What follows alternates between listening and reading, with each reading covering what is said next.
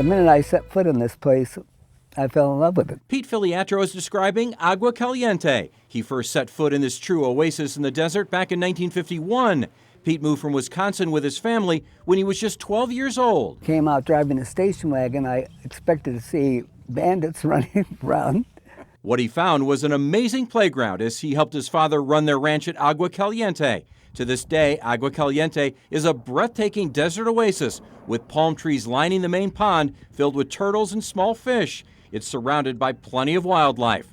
The history of Agua Caliente actually dates back more than 5,000 years, with evidence of hunters and gatherers at the hot springs in 3500 BC.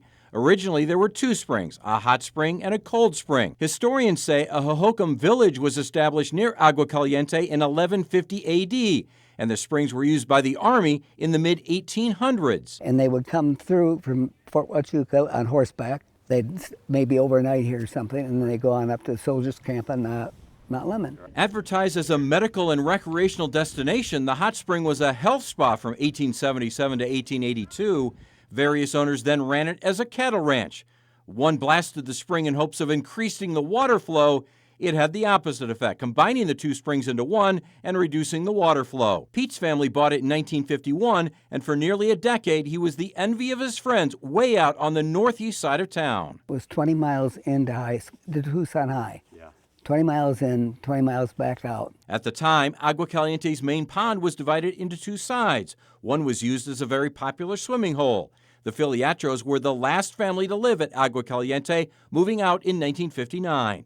Eventually, Pima County purchased the 101 acres to create Agua Caliente Park. I read that the county was going to tear everything down. It was an oasis in the desert, and that's the way it was treated in the 1800s and early 1900s. I felt it should stay that way, and we ended up forming the Friends of Agua Caliente. We're a good watchful eye and a community advocate. Jim Knoll is on the board of the Friends of Agua Caliente. The group has helped maintain the three buildings in the park, including the ranch house where Pete grew up.